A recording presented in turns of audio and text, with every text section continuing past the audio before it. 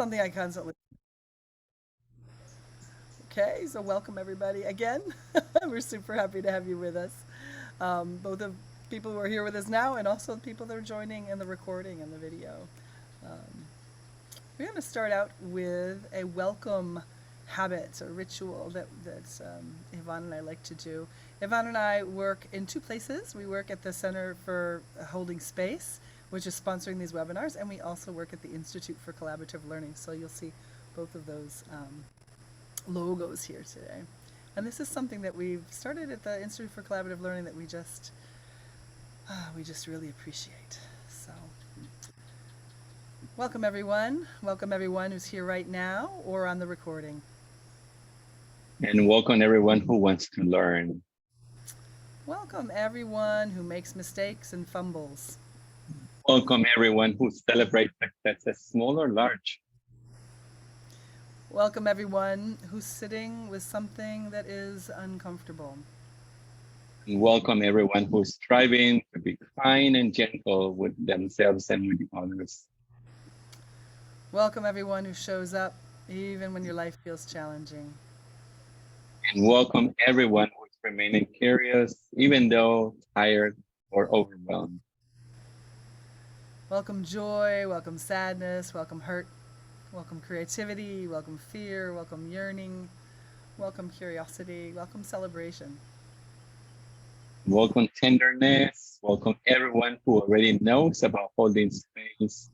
Welcome everyone who is interested in learning about holding space.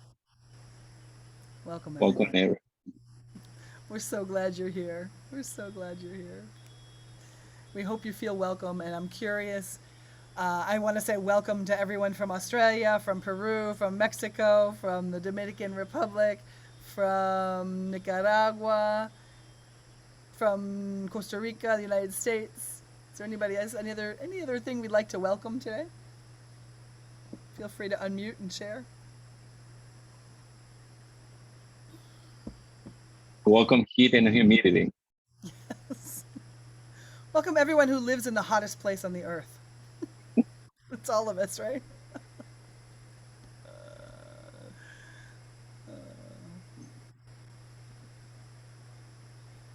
Okay. So it's so nice to meet you all. My name is Mary Scholl. I'm originally from the United States. I've been living in Costa Rica for almost 20 years. And no, for over 20 years. And I have been working, learning about holding space for many years. Well, I've been learning mindfulness for over 30 years, learning and practicing compassionate communication for a long time, 15, 20 years, and holding space also for about 10 years. And working directly at the Center for Holding Space now for a few years. And I'm really happy to be with you all today. Iván? Yeah, thank you. And my name is Iván. You can call me Ivan or Ivan. And I'm original from Nicaragua. It's a center of Central America. And I live in Costa Rica. It's a bordering sister country of Nicaragua. And I work with Mary at the Center for Holding Space and the Institute for Collaborative Learning. And I've been practicing and learning about NVC and mindfulness for the last 10 years and came across with the concepts and ideas of holding space 2 years ago. So I am a certified practitioner of holding space, and I'm learning and practicing, and I'm happy to be here with you all. Thanks.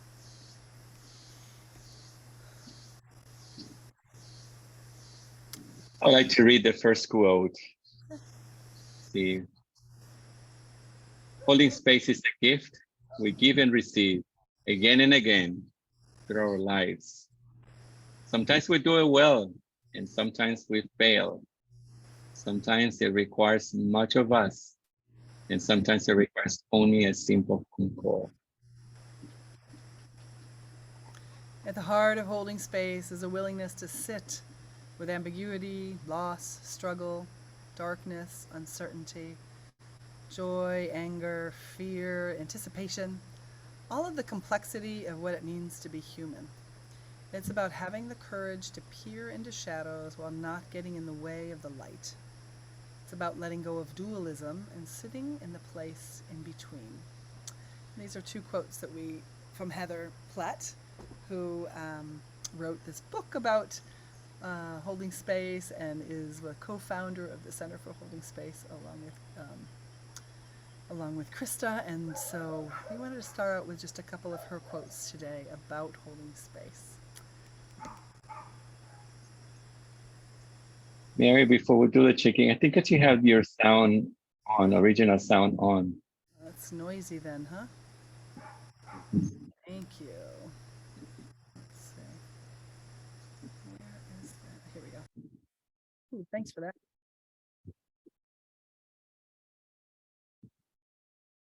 Well, actually, Iván, we probably should ring ourselves in before we do the check-in. Oh, that would be good. Yeah, that's why you had the sound on, the That's right. original sound on. So one of the other habits that we do in our program is to start with both a welcoming, a poem, or a sort of a quote or something that evokes some aspect of holding space. And we also ring a bell. And the bell is an invitation for us to arrive, to get ourselves situated and ready, or to sit and be with whatever is happening inside of us. And occasionally we'll ring the bell throughout a session when it feels like there's a moment that it would feel good to have a bell. It's not a big plan about when, just that it would feel good. So I want to just invite you all right now to receive this bell. I'm going to ring it once, and then I'll wait a little while, and then I'll ring it again. And then after that, Iván will be leading us in a check-in.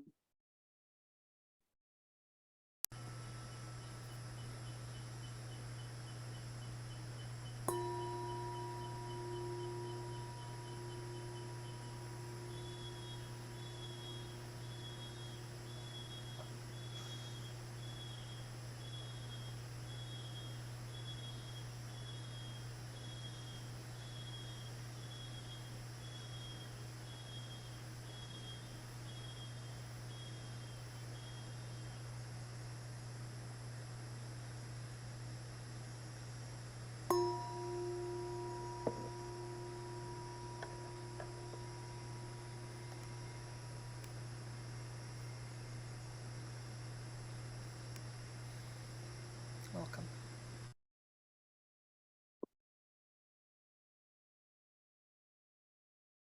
I can put the questions for the check-in in the chat, Iván. How about that?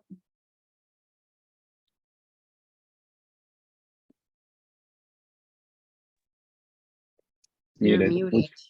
Yeah. Would you like to share the screen there too, so you can continue with the slide? I thought I could put the questions in the chat. How about that? Okay, that's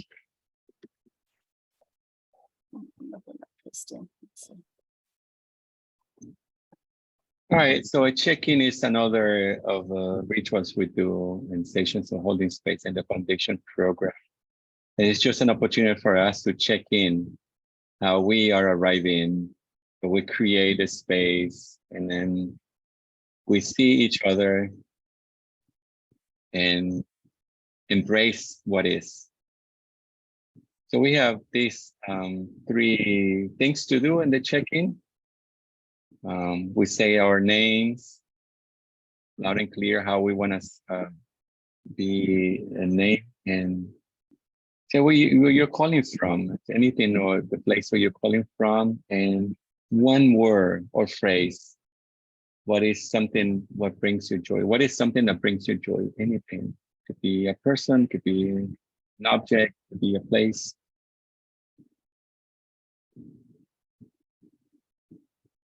And what I'm going to do is I'm going to invite one person to start, and you can pass if you think you need more time to think about whatever you want to share. And then when you share or you pass, you can name the next person. How about that? So, Mary? Thanks, Iván. My name is Mary. You can call me Mary. And I'm calling in from, I live on a farm in rural Costa Rica. You probably heard the bugs when I had the bell ringing, right? I live out in the middle of nowhere. And many things bring me joy. Right now, I'm going to choose 2 words. Sorry. 5 dogs. And I'll pass it to Barb.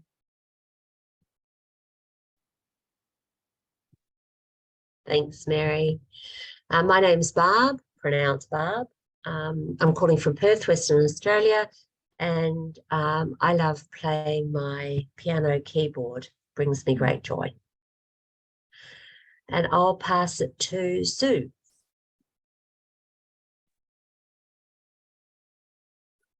My name's Sue. I live on the beautiful Gold Coast in Queensland in Australia. So just an hour south from Mel. And my grandchildren bring me joy. Mm.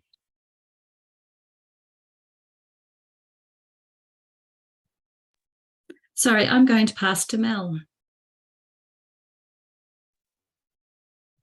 Hi everyone, Mel, just pronounced Mel.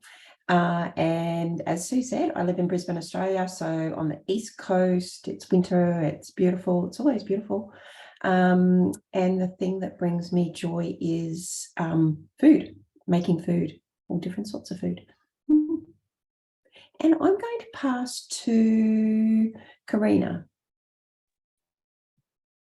Hello, I'm Karina.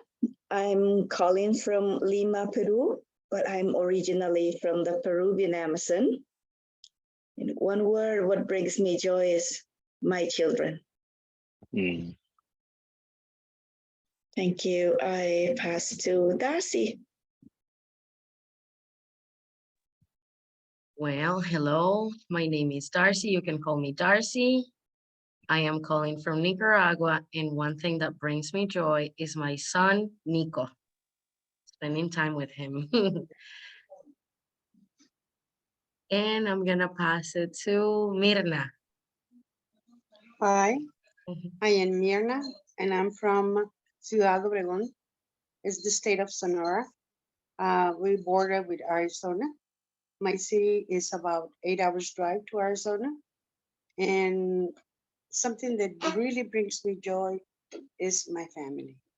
Mm. And I'm going to pass it to, I think it's Awilda. Awilda Lopez. Yeah, thank you, Mirna. Well, I'm Awilda. I'm from the Dominican Republic. And something that brings me joy is my family, and especially my son, who is autistic. He's a wonderful person. He has this good vibe all the time.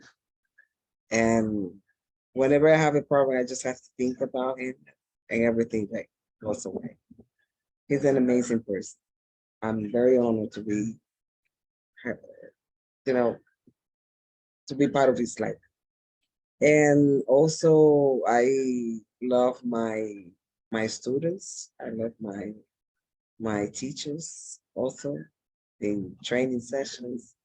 So that brings me joy when I have to teach, when I have the chance to teach. Thank you. And my name is Iván again. And yeah, thank you. Today is Teacher's Day in Nicaragua. So I'm an educator. So I'm I'm with the energy of celebration, an important person in a country, a teacher. And one thing that brings me joy is Saturday. Saturday is the day I spend the day with my family. We go places, grocery shopping. One of my daughters go to violin lessons. We go have meal out, and then we go to a church. And sometimes we have conflicts in the car, and there's no way to go. Stay in the car and have conflicts in the car. Sometimes we made a pause, but in the car. So it's a beautiful day, an opportunity to grow and get to know each other more, even in happy time and challenging time. So that's what brings me joy. And I pass it over to Mary. Thank you, Iván. Thank you, everybody. It's so sweet to hear what brings us joy. So our thought for this evening, what we're trying to do is give you a taste of what our calls are like in the Foundations program, as well as share about what holding space is. So we often start out with little check-ins like this, and our little circle go around on our virtual circle. And I'm actually curious, before I dive into the next stage, how many of you have, sorry, something popped up on my computer. Wow. Wow. You can't see it, but my whole computer went white. And how many of you all have I don't know, have gone to a session before, a workshop about holding space? Okay. And for how many, the rest of you, it's the first time to come to some kind of session about holding space? Okay, great, thanks. What I want to do is, or what Iván and I want to do, we want to take 25, maybe 30 minutes to share about 3 concepts about holding space: liminal space, holding space, and hijacking space. And then we're going to separate into 2 small groups, and Iván will go with one group, I'll go with another group, and we'll just have time to talk in small groups. Unless we decide to stay together as a big group, that might happen too. We'll see how we feel. And so that's sort of how it's going to work. We're going to share some content and ideas, and then also have questions and time. If a question comes up as we're going along, please ask it. You know, we're a nice sized group tonight, so we can, we don't have to be super strict on a plan. I'm also going to share with you in the chat already, I'll send it to you right now, is we have some slides for you all that are slides that we prepared to do this work tonight. So if you want them, they're in the chat in the PDF format, and you can download that and keep them for yourself. I'm going to share screen. Here we are. So, all right, now my computer has gone crazy again. Sorry, some other things are popping up and I don't know why. There we go. Are you seeing the screen that says basics of holding space? Yeah. Okay, great. So these are just the 3 concepts that I want to share, that Iván and I are going to share today about. Liminal space. How many of you have heard of the term liminal space before? Was that like a new term? I honestly had not heard of it before I got into this work. Has anybody heard of that as a liminal space? Does that come into your world, Sue? Yeah. Okay. And Mel? Yeah. Mary, there is a song in Spanish. It's Espacio Liminal. I don't remember the lyrics. Really? That was a famous song in the early 2000s. Interesting. Yeah. Wow. Well, the way we are looking at liminal space, and the reason it's so important is because, well, the way we're looking at it is that it's the space in between. It's between something in the past that was set and secure and something unknown in the future. So there's ambiguity, sometimes there's disorientation when we're in transition.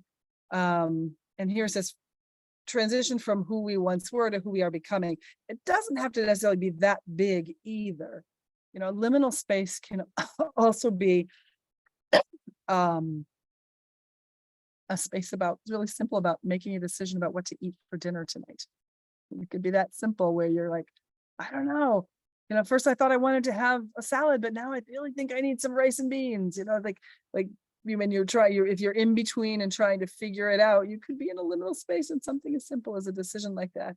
And it could be as big as dealing with a major life transition, getting married, or the loss of a partner, where, you know, that it's big and complex and involves big emotions. So I really love this image of sort of walking across these steps across a river, going from one side of the river to the other. So that's one way I think about liminal space. This is another picture. This is that also crossing river. This picture I love. It's an old picture of mine. It's from Kyoto. I lived in Japan for 8 years, and I lived right next to this river where they had these stones across the river. So when I started learning about liminal space, I was like, oh, just like crossing that river in Kyoto, right? When something's ideas are challenged or unsettled, and or else we're transitioning from student to teacher, or from mother to grandmother, or from student to professional.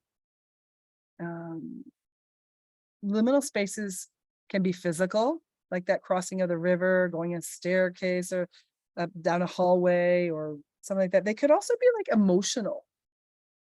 And I'm curious if any of you have had this feeling where you're like, if you're, this happens if I'm in a conflict.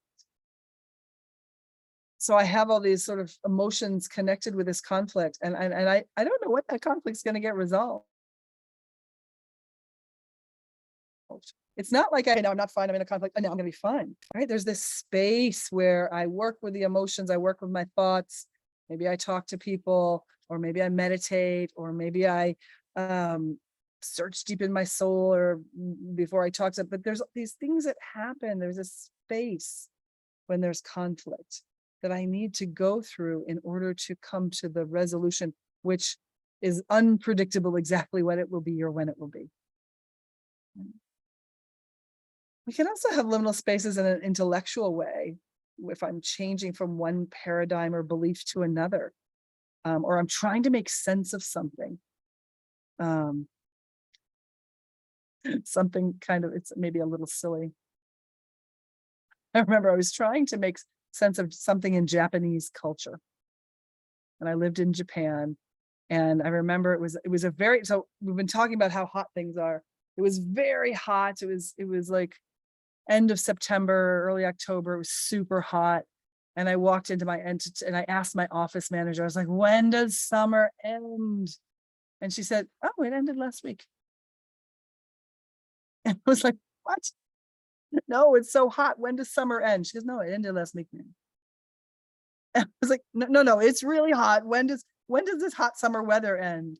And she goes, oh, the summer weather. Now that's different. I was like, okay. When does the hot summer weather end? I'm so hot, I can't stand it. Right? But I had this idea around seasons. And for me, my concept of seasons was about, that weather. But for Japanese culture, is very much the date. So if on September 21st is when summer ends, that's when it ends. And that's when you change your clothes over, when you do all your things. So me starting to accept that took a while. I had a bit of a liminal space where I was not quite, and then I got it. And I was like, okay, I get it. But it was like shifting, but trying to make sense of how they define weather and weather changes. So these liminal spaces, if we become aware of them, we can really be effective for each other in those liminal spaces. So another metaphor that I think is really nice to use as well is this of, a caterpillar who is then here in the pupa, and then comes out a butterfly. So we have reality A, they go into the liminal space, and you're into reality B. And what I really like is this, okay, when the chrysalis, and the shell of the chrysalis, when you're there, the idea in holding space, when that caterpillar goes in and forms the chrysalis and is in this pupa, that shell doesn't do the changing. It's a container for the caterpillar to do their own work, right? And then the caterpillar comes out as a butterfly. That's what we do when we're holding space. We are the chrysalis. We're that shell around, that container for the caterpillar, either for ourselves or for somebody else. If I'm holding space for someone else, I could also be holding space for myself. But that idea that I'm creating this safe container where I can do my work, just like that caterpillar does its magical work inside that chrysalis and comes out like a butterfly. I can't control that, but I can see how the chrysalis creates the conditions for it to come out. So that is a bit about liminal space. Before I go forward, is there anybody who might ask a question or make a comment or think together around liminal space? I was just going to make a comment that when I first learned about liminal space, it didn't really make sense. But then the thing that sort of helped me understand it was the pauses between a word.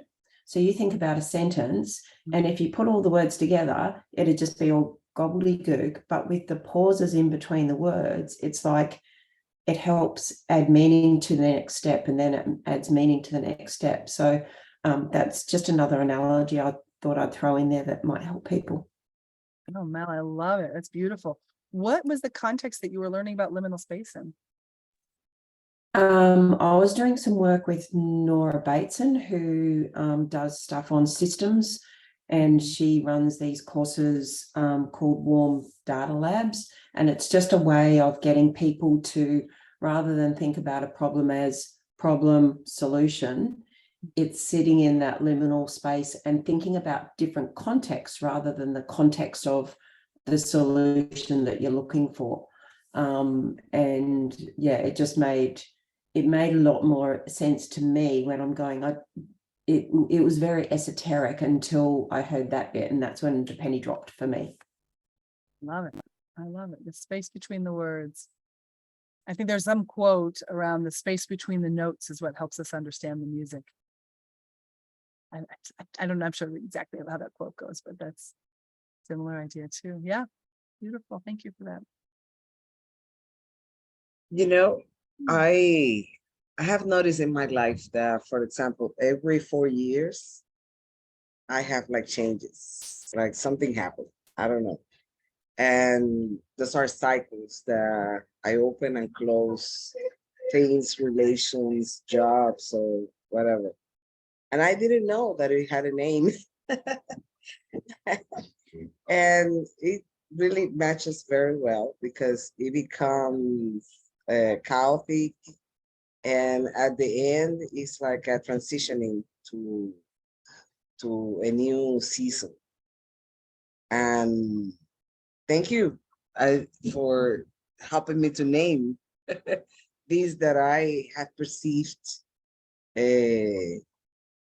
like 12 years ago. I have noticed that there are cycles in my life, and there are short cycles, and there are cycles of 6 years also. I'm expecting every 6 years like a change. So thank you. I didn't know that it was called that way.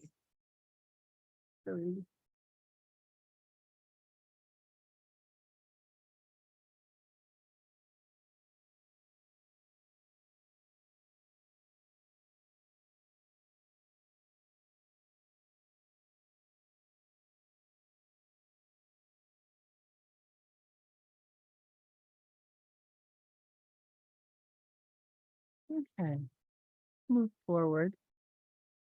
So that brings us to, what do we do when we are in that liminal space, or when someone is with us who is in a liminal space? And that's where this idea of holding space comes up. And there might be another term other than just holding that works for you better, but Heather wrote this blog post years ago that went viral on an experience she had when someone was holding space for her and her siblings. How many of you have read that blog post? Some of you, yeah. It's a great post, and it's it was written from this place of experiencing someone holding space for her when her mother was dying, and really supporting them as they were supporting their mother. So it's what we do when we walk alongside someone. We're accompanying them on a journey through their liminal space. So, and it's an interesting sort of relational intelligence, that knowing how can I be with you without you feeling inadequate or not enough, without trying to fix you. I grew up in a world where we really fixed each other all the time. And so just naming that and learning to step back, and I grew up in a household that my mother was very much trying to make everything turn out right, and not with bad intentions, right? But it was definitely trying to make us make certain decisions that she wanted us to make.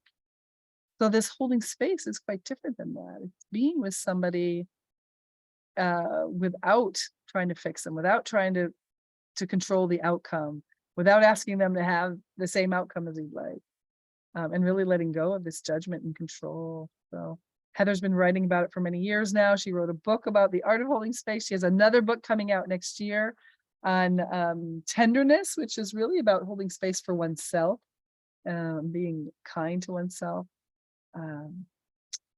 So let's see. Another way we think about holding space, and we use this image a lot, is that of a bowl. So the idea that if I'm with you and I'm holding space for you, I've created it, you're sort of coming into my bowl. I have a little bowl here that's a bell. And so inside the bowl is an environment that hopefully is supporting you in whatever you need, so that you can grow and be in this liminal space in whatever way that you need. So we use the image of a bowl quite a bit. And when we are holding space, there's lots of different things that we do. Heather has a card deck with, I don't know, something like 50 different cards of different things that we do when we hold space for other people. It's skills that we can learn so that we can hold space better. Starting out with this idea of creating a container. So I'm creating a container, this relational container for us, and something that Iván and I are doing tonight in terms of creating this container, sort of ringing the bell, inviting everyone to speak, sort of being in a circle format. Those are some aspects of our group's container tonight. When I'm holding space, I'm actually also listening to my body and checking in on if I have overload, or if you have overload, how can we help soothe that system that we're stressed out? If I'm holding space for you, I'm also really valuing keeping my heart at peace and not at war. If my heart were we say a heart at war, my heart's trying to change things, fix things, overcome things, and heart at peace it's a kind of equanimity and calmness. So yeah, this is a list of some of the things that when we hold space, we do these things.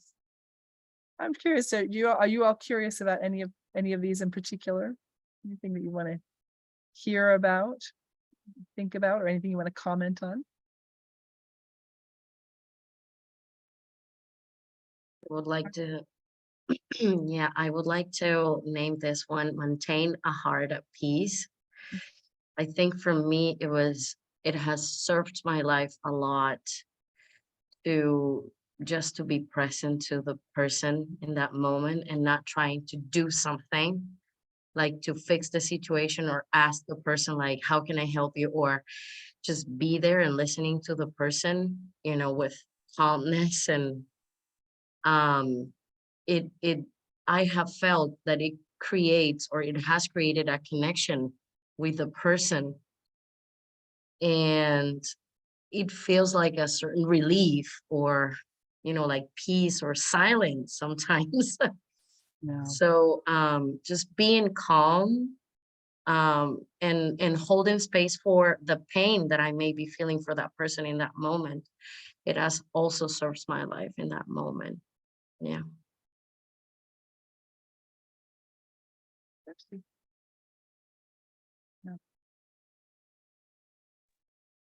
I just wanted to ask a question about the foster brave space. What's the difference between brave space and holding space? Great. So holding space, I see as a term where I'm co-creating, or I'm creating and co-creating this container. And within this container, many different things can happen. So if somebody is with me, they might need quiet time, and they might need me to just sit with them and be with them. They might need information about something that they're working with. They might need some support in feeling, in boosting their resilience or their courage to take a risk. And that would be the brave space. One of the things that is coming out these days that I think is very interesting is the contrast with safe space and brave space. And so maybe holding space is that container that we're creating, and there's so many different textures and feelings and possibilities within there. Safe space is when somebody really feels that they can be vulnerable with us. And brave space for me is when I can be vulnerable and take a risk. And in groups in particular, creating safe space for everybody can actually be a bit complicated. Because I might want to say something that is true for me, and by saying it, I'm sharing my vulnerability, and I want to, but whatever I say might actually stimulate something negative in one of you, and you might think, oh, maybe you said that, now I'm feeling offended, and now I'm feeling upset. And so rather than focus only on safe space, I want to be brave. And if I'm going to be brave and say something that's maybe hard for you to hear or someone to hear, I also want that other person to be brave enough to say, hey, it's hard for me to hear that, but I'm sitting here with you, but it's hard, and that we create an atmosphere where we can take risks, own our own emotions and feelings and needs, and also show and take care of ourselves, but show up for each other as we're being brave in what we're exploring. How does that land for you, Mel? Yeah, that's good. I like the taking the risk as well. So holding space, yes, you can do that, but there's sort of like that boundary where you need to explore it a little bit further. So it's taking that risk and being in the right space for that person to accept the risk as well. And I would say I want to create a brave space for the other, if I'm holding space for someone else, so that they can choose to be brave if they want to, if they feel like that's the time for them. Karina. Yes, Mary, I would like to, well, you almost answered my question at the end when you said that for holding space for others means being brave, because you need some kind of expertise or requirements, or maybe having work already on you to support other people, because it's very difficult to support others if you didn't have the opportunity to support yourself in the past. And also, this is also linked with our cultures.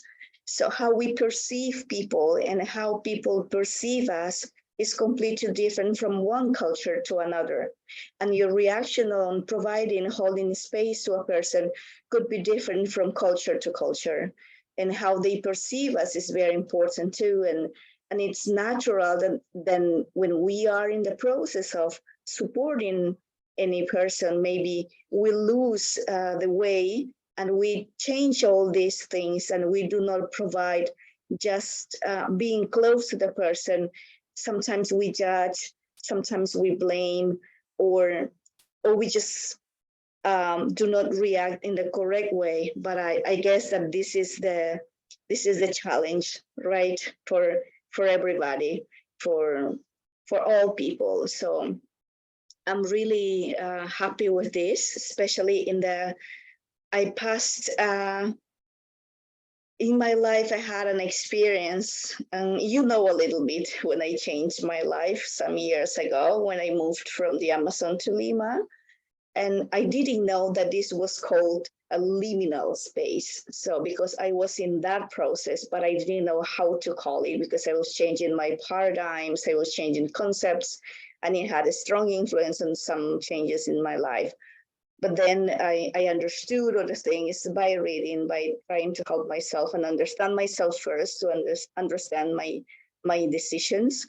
So, and well, this is something that we need to work on. Thanks for this, Mary. It's given me so many ideas about what comes next. I'm really excited about holding space. It's a relational skill, and I didn't know. I mean, you might say, oh, so-and-so is a good listener. That's nice. But really starting to get into what this is to hold space and the different potential, the different skills involved. And the other thing that you're mentioning, like the culturally responsive approach to holding space, it's complex, and it's not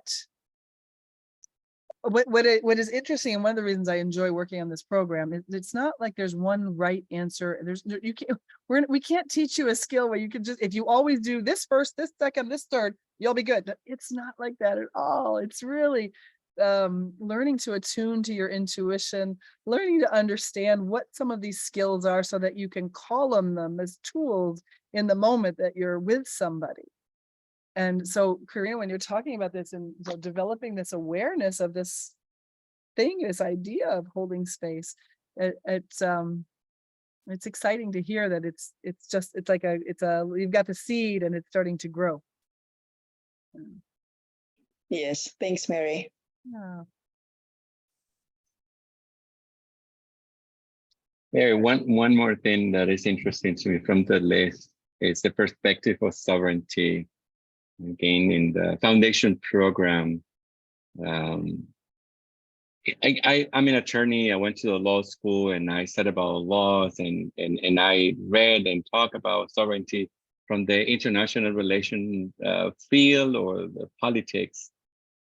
But when I came to Holding Space, the foundation program, I was like interested to see talking about my own sovereignty and setting boundaries when some people are not honoring my sovereignty, my freedom, respecting who I am, how I am, what I want. So interested, not only studying about a concept, but also practicing from different perspectives. So sovereignty for me has been a new concept, because it's like, with my family, especially when my family say, oh, I'm not respecting her sovereignty, I'm taking control of this. How do I do this? How do I hold space for myself? And now I'm aware that I'm violating boundaries. So I need this power, be in control and the freedom to make my own decisions. Yeah, thank you, Mary. Yeah, that's another area that is of particular interest to me, because we've got one more person coming in. I guess because I think about hijacking, and Ivan's going to get into hijacking space right now. I think I was a big space hijack. I still hijack space, but I try to do it less and less. And I have new ways of working with others when I feel like they're hijacking my space, and myself when I'm hijacking other spaces. But that idea of just honoring sovereignty, like, wow, it's your decision in this area. And I just want to accompany you in whatever decision you make. So thanks. Well, let's move forward to hijacking space. I'll pass it off to Iván. Iván, do you want to share from your computer? You can continue sharing if you don't mind. Mm-hmm. Yeah, so it's beautiful to learn about and clarify what it is, what holding space is, and now what is not. The opposite of holding space is hijacking the space. It's just the opposite of holding space, what we've been talking about for the last 20 so minutes about holding space. So hijacking the space is the opposite. If you move to the next slide here. So it's just, when holding space, we come and become present and be present with somebody else who is in a journey without judgment, fixing, no controlling, no blaming or shaming. So hijacking space is this energy of controlling, fixing, disempowering, imposing what to do, what not to do, what to say, and what not to say. And I know this, you don't know anything. So that's hijacking the space. Mary has a beautiful metaphor that I love talking about. It's Mary's driving a car and I'm riding next to her, and then we're going to a specific place, and then I take the wheel and I controlling Mary's car. So I'm hijacking the space. taking the wheel, say, let's go this way, not the way you're going to. That's a way to illustrate what hijacking space is. And there are many different ways. And on the next slide, we have different ways, the things we do when hijacking the space. Is the slide before? Let me tell you a brief story. I got COVID in 2021, I think it was, when I got COVID, my family, and I was really sick. I was very sick. I couldn't breathe for, I don't know, 3-4 nights. And it was so hot, and the fan wasn't helping. It was horrible, especially at night. So I had a conversation with my in-laws, and one of my brother-in-law say, he was asking, how are you? How was it? And I was just describing how challenging it was for me. You know, say, I thought I was going to die. And then he interrupted me. And then he said, oh, no, that's nothing. You know, when I had COVID, oh my God, I did this, I did that. I almost went to, and he continued with his story. I was like, oh my God, I want more space. And then another in-law said, he's a doctor, say, I know what you need to do. You need to take this and this and this, take it. And you will see, you will be transforming, changing a new Iván. You will see that. I know this, I know I'm a doctor. And I was like, oh my God. So in the end, I didn't share my story. My space was hijacked because this is coming with this fixing, changing energy, right? Controlling, shaming and blaming, and not listening to the other, not hearing what the other is trying to say, because I know everything, I know this, I told you. So that's hijacking space. So I'd like to see maybe if there's anything that resonates of the list that you have of ideas, of energy, or things we do when hijacking space. So maybe you have a story, or maybe you have a question or comment on any of the ideas on the slide. You know, trying to find meaning in all this. One of my first lessons on mindfulness, I took it from Mary, and also in compassionate communication. You see, and once I received the invitation, I said, well, probably it's something related with, and I can see that it's like everything, mindfulness and compassionate communication, plus like creating this safe space for people, right? Like, and I, for example, I work with teachers, I observe classes, and sometimes, you know, we are very aggressive, you know, we are not as respectful as we should be, because we are not respecting their evolution. Not everybody is in the same cycle of evolution. See, as a teacher, you are not good or bad, you are just where you are, right? So I found it very interesting what the metaphor of the wheel, because whenever we have to provide feedback to people, it will be a tremendous let's say resource or decision, right? And I'm saying this like an attitude you can adopt whenever you are encountering somebody else, and it's so respectful. I can feel it, like you are just creating this safe space for growth for people. So this is how I see it. And thank you, Mary. You are promoting something incredibly important, because it's pure empathy. You know, on the 4 quarters is to live in another level. Really, very powerful, very powerful. Thank you, well done. Thank you, well done. And you're right. Holding space might be applied to, I would say, everything, including the classroom. So can you imagine a Wilda? And then we on this call, we have some educators. Imagine bringing holding space to a classroom when learning, when giving feedback to students. when they come and say, my pronunciation is not working, this is not working, this, I don't like English. English is so difficult. How do we hold space for students? So, thank you so much. All right, now pass it over to Mary so we can move on to the next one. Okay. Let's see. We are going to take a little bit of time in breakout rooms. We have a couple of people who joined in, and so we're going to send you to breakout rooms just for about 10 minutes. And I've got them ready, Iván, so we're ready to go.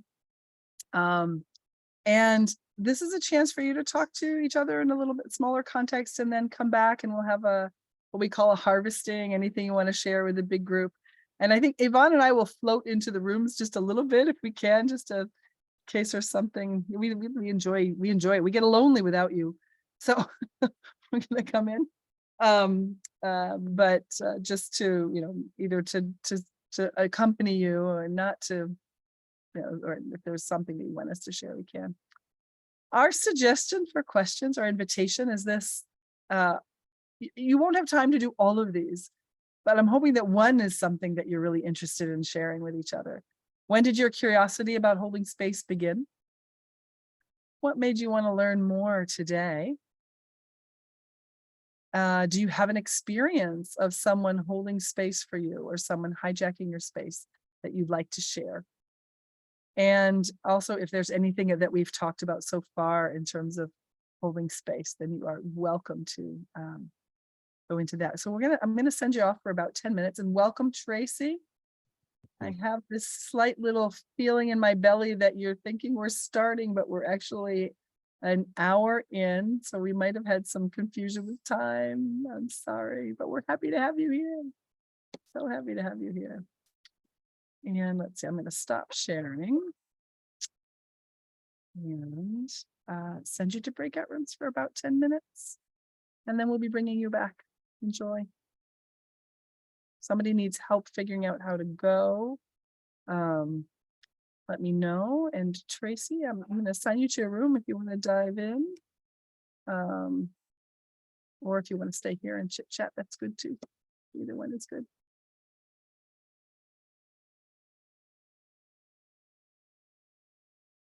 Well, we did it so far.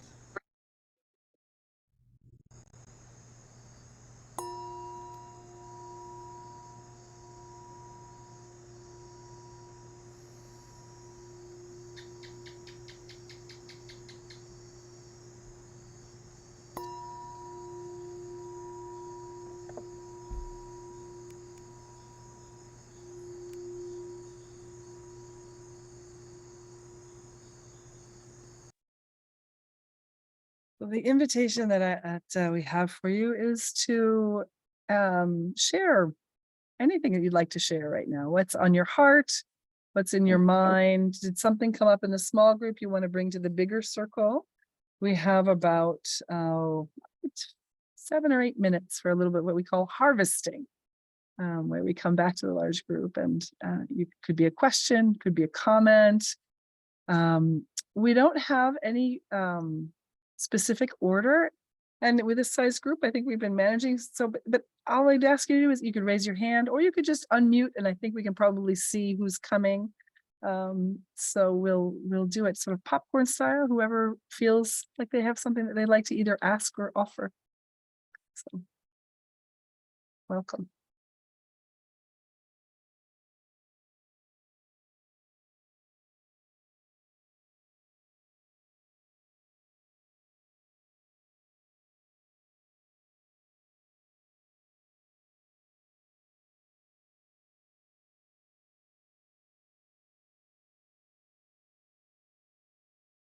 I'm pondering the richness of the breakout room experience and for me, this morning's experience of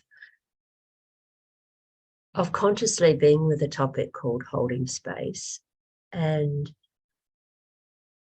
traveling the path of what that means and unravels as it goes along. And the specialness of similar hearts joining together, who are also interested in a topic called holding space. It's just making me feel very rich and fulfilled at the moment.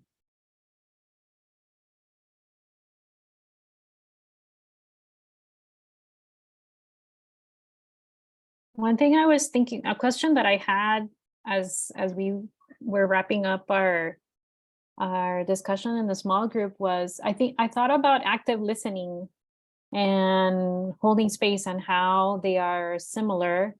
So I wanted to ask what you would say are like similarities, differences. How is holding space different, more complex, or something like that?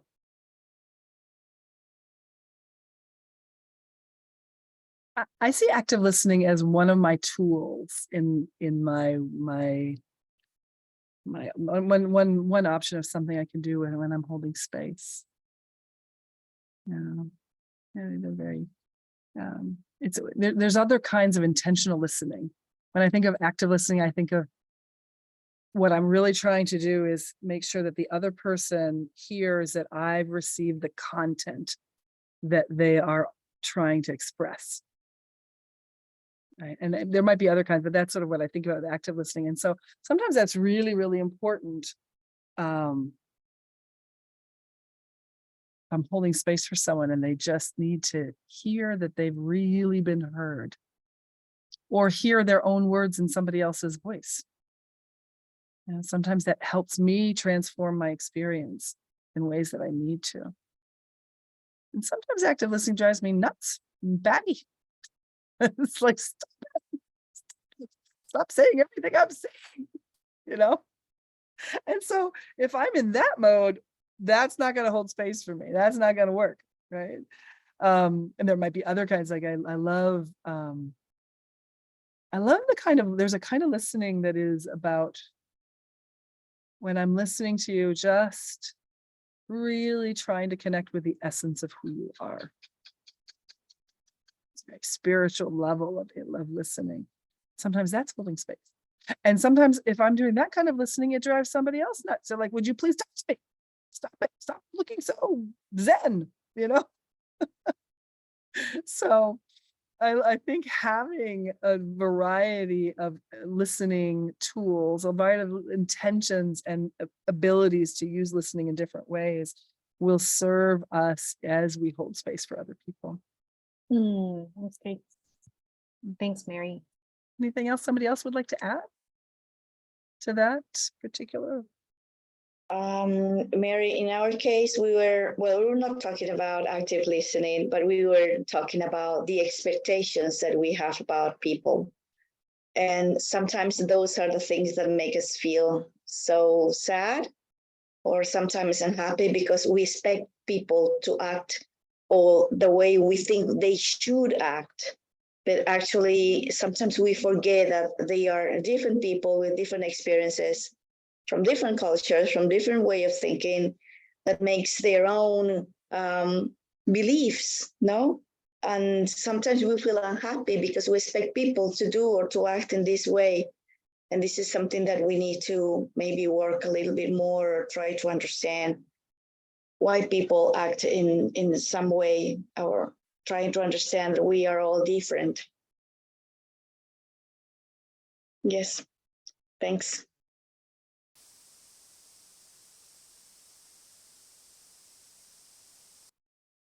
Yeah, Karina, I think that's such an interesting brain space. When I am sitting with you, wanting you to be different than what you are, my heart's at war. I'm listening for you to be what I want you to be. Or I'm listening for you to be what I've created in my mind about you. So how can I clear it out? How can I really just show up and say, who are you today? What's happening? I know you, Karina, yesterday was A, B, and C, but today, who are you today? That's really showing up for people, I think. Doesn't mean we can't have expectations. I mean, we need expectations so we can figure out how to maneuver through life. But if we can hold them lightly and recognize that it's, oh, this is my expectation. and I can pivot, say, oh, wait a minute, I had this expectation, I see it's not going to be that. Okay, what's the reality today? So if I can pivot from having that expectation, then I have the agility in this relationship, and I can show up and hold space for you. But if I'm in that mode of you should be sitting up taller, or something, you should be doing something, and my finger's going like this, right? Then I'm not really showing up for you. I'm not really holding space for you. I'm more in my world. Thank you, Mary. Thank you. Mary, I have a curious question about what you've just shared there, and maybe for you too, Iván. In your work that you do in holding space, has it become a way of life for you now? And this is how you continually or hold space for people? And yes, too many words. Yes.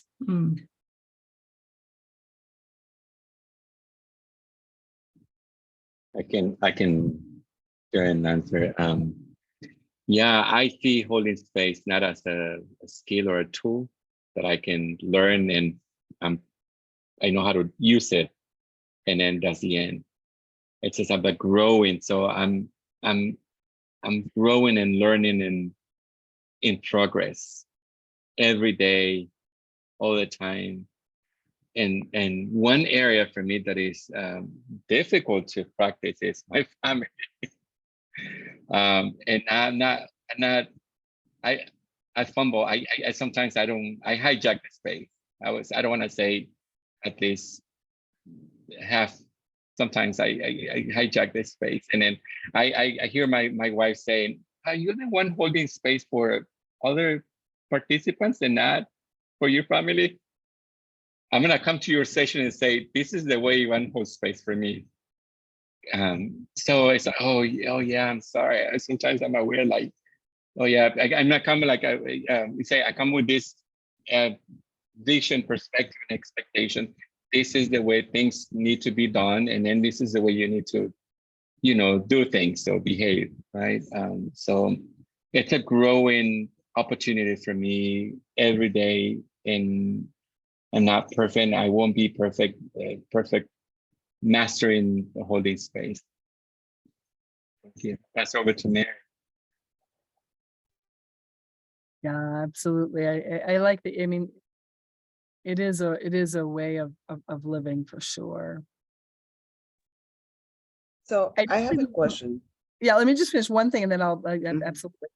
I also want to just put out there, it's not like I hold space all the time for everybody, right? I have boundaries, and I have moments I'm not holding space very clearly, and that's okay too. And what I've learned is this agility of saying, oh, I am holding space, or oh, I'm not holding space, or my intention is to be held in this way, or no, my intention right now is not to be in that way. So I feel like that's where I've grown, for sure. Awilda. I'm sorry for the interruption, but I want to know that, for example, if I talk to somebody, okay, I was yesterday night in a conversation about holding space. Is it how you call it? Is it a theory? Is it a philosophy? Is it a way of seeing life? How do you describe it? A great question. I think it depends on who's experiencing it, but I definitely think I definitely see it as a set of tools and knowledge around relationships. So as I have a new term that I'm using now, it's relational agility. It's been 3 weeks I've been using this term, people. We've been racking our brains trying to figure out how to say holding space in Spanish, because we really want to start doing more work in Spanish. And then this term came up for me, relational agility. And I that's, to me, is, it's not, none of it, we don't want to be gurus. This is not like that. Like, that's not what this is about, but it's about having the knowledge, the skills, the awareness, and the stance, the attitudes to be agile. so that we can act with intention and respond with intention. So I don't have an answer to your question, but I have that answer. How about for you, Iván? Or Tracy or anybody else? What's your experience so far? I'll wait to see if somebody else has also an idea, and I can share mine. Darcy? I have a question. When I started practicing nonviolent communication, when I, got to know nonviolent communication, I felt that people had it was kind of shocking for people at times, and even for me. Have you experienced the same with holding space at a certain point? Because when I started learning about holding space, I felt that it was it flows a little bit more, But I wanted to ask you that, have you experienced that people get this, disconnection with holding space? Especially in the trainings or, yeah. You want to answer that, Iván? Would you like to start? Or do you want me to start? You go, Mary. Oh, okay. Yes and no. Yes and no. Because the thing about holding space, which is different than compassionate communication, there really isn't one answer of how to hold space. There's not one formula. There's not one. So in nonviolent communication, there is a set of practices and there's a certain way of that I think when people do, and I'm not sure how many of you are familiar with nonviolent communication, Marshall Rosenberg's work, but when people are practicing nonviolent communication with the form, but not necessarily living the consciousness and living living that, it can feel really forced and formulaic. Right. I think when you're practicing really living the consciousness of nonviolent communication, it's such a deep practice. You don't need to say you're doing it. You can just do it. And you don't have to ask other people to have to talk back to you in that kind of a way, so it's less, but with holding space, as I'm learning it, I might have bumps and people might say, Mary, why are you acting in this funny way? And I'm like, oh yeah, because I'm just learning this and I'm trying it out. At the same time, my sort of vision for myself is to have this relational agility where I can show up for people or show up for myself in ways that I'm consistently contributing to well-being. And I might have to know in what moment I need to pull back and contribute to my own well-being so that I can resource myself enough to show up for you. Right? So, but we're going to fumble through it. We're going to make lots of mistakes. It's not like a perfect, clean learning experience. And so if I grow in my relation agility and I'm with somebody who really thinks this is all just a bunch of poo, bunch of stuff that's not worth anything, well, then I will probably use my agility to interact with them in a way that hopefully serves their needs. And I'll set some boundaries for myself if I need to step away and take care of my needs. So, yeah, those are some of my thoughts on that. Would anybody else like to add something there? Thank you, Mary. Something I'd like to offer to that. Hmm. One of the things that took me quite a while to understand and get used to is there's a nervous system thing that happens too when people come into kinder, softer space. And so a lot of work that I do is hosting with just the function of bringing people together to create relationships. And most people come from systems like schools or government or police or places like that, where things are fast and busy and all that kind of stuff. And they get irritated, they think it's crap, then they settle down and then they cry. And it's not that they're emotionally or mentally crying, it's because their systems are relaxing. So it's a powerful thing if you can stick with it. For a while I bailed because I thought I was doing something wrong, something bad. And then I realized, no, it was actually a bit of a gift to be able to sit through that. So it's a really interesting phenomenon in terms of human nervous systems.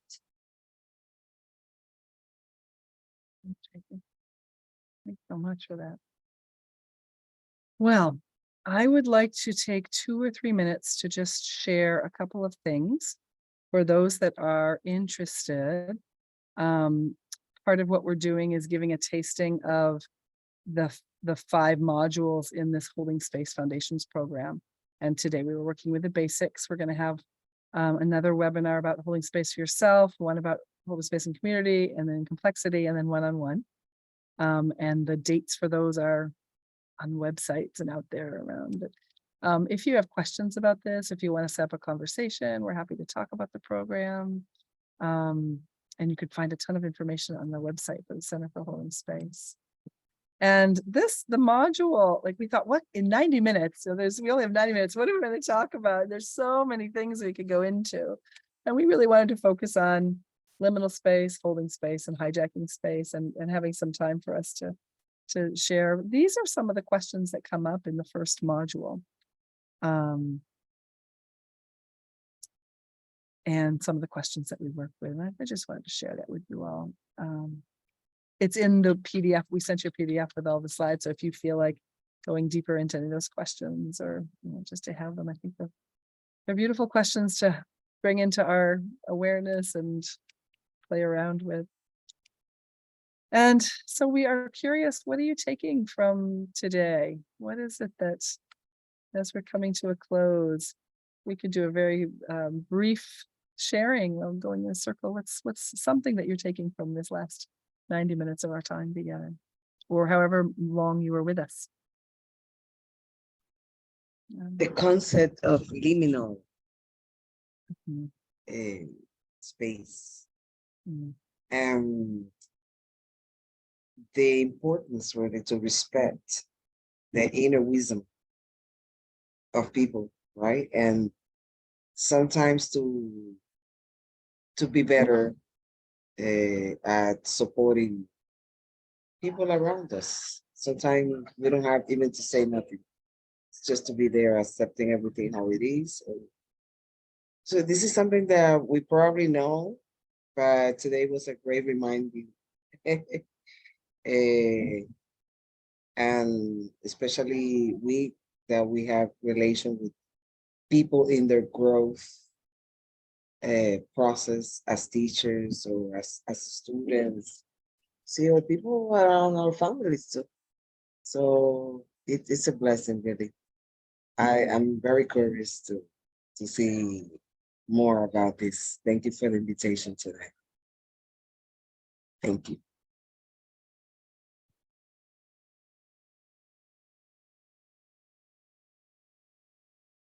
Taking your term, Mary, relational agility.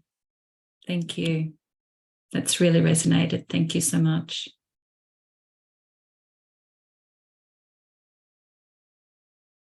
Same here.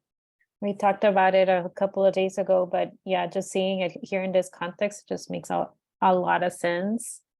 And that, well, one, that you don't have to be holding space all the time, and that it's a journey.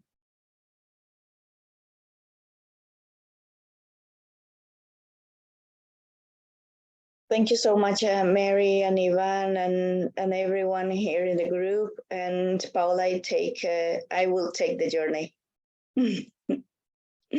Thank you so much.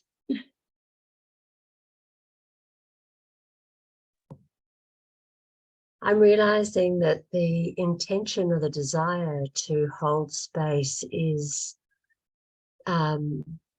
what sets free the journey to do so. So we might collect tools and ideas and ways of being, but the desire in the heart to do that is, for me, setting free the unfolding of all those tools and openness.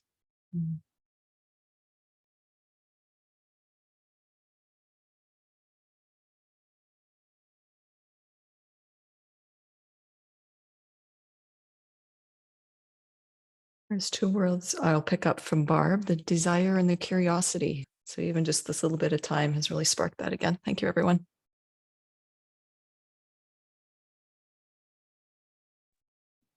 Go ahead, Natalie. I'm very surprised, I think, if I can resume how I'm feeling.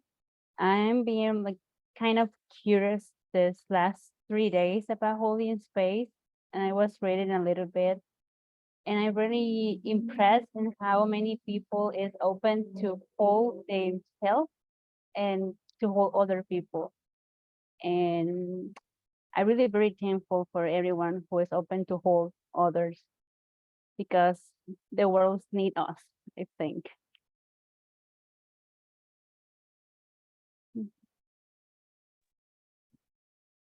Yeah, and for me, I'm taking the different ways we see what holding space is.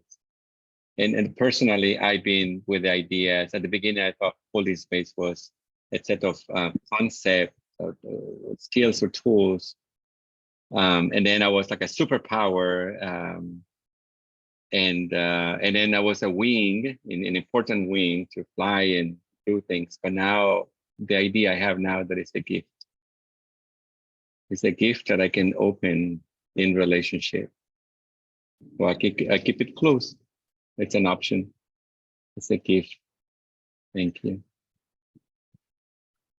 And I am taking a lot of just good energies and inspiration from this last hour and a half together. So thank you all so much.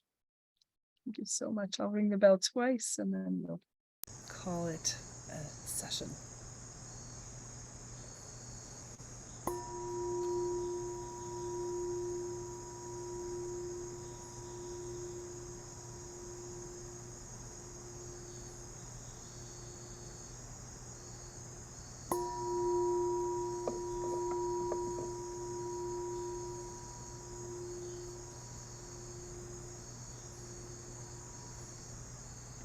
Thank you all for joining us. Really sweet to be with you, and look forward to the next session in a few weeks for those that want to come. And of course, remember, if you miss a session, you can certainly watch the video. So thank you so much. Have a great day in Australia, a great night in this part of the world. Bye.